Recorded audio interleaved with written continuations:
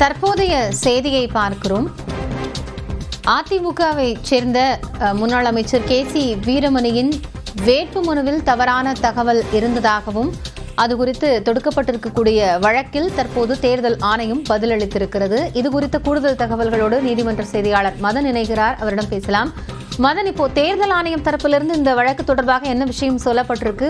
வழக்கினுடைய பின்னணி என்ன?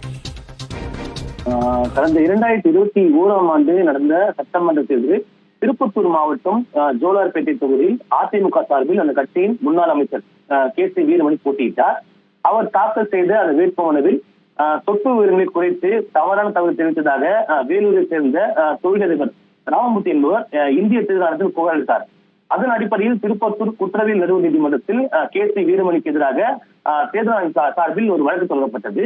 இந்த வழக்கை ரத்து செய்ய கோரியும் தடை விதிக்க கோரியும் விசாரணைக்கு ஆஜராக விலக்கதை கோரியும் KC வீரமணி சென்னை உயர்நீதிமன்றத்தில் மனுவை தாக்கல் செய்தார்.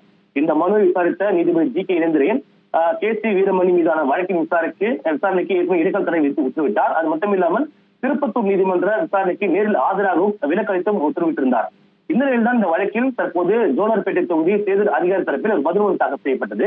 அதை பார்க்கும்போது வருமான வரித்துறை வருவாய் கோட்டாட்சியர் நடத்திய விசாரணையில் KC வீரமணி தாக்கல் செய்த வேட்புமனுவில் கூறியிருந்த அசையும் சொத்துக்களின் மதிப்பிற்கும் வருமான வரி கணக்கில் கூறப்பட்ட மதிப்பிற்கும் சுமார் 14,30,00,000 ரூபாய் வித்தியாசம் உள்ளதாக கண்டறியப்பட்டதால் தான் இந்த வழக்கு தாக்கல் செய்யப்பட்டதாக தெரிவிக்கப்பட்டுள்ளது. அது மட்டுமில்லாமல் மாவட்ட தேர்தல் அதிகாரி நேரடி வரிகள் வாரியம் நடத்திய விசாரணை அடிப்படையில் தான் இந்த வழக்கு தாக்கல் செய்யப்பட்டதாக அந்த பதிலில் தெரிவிக்கப்பட்டது.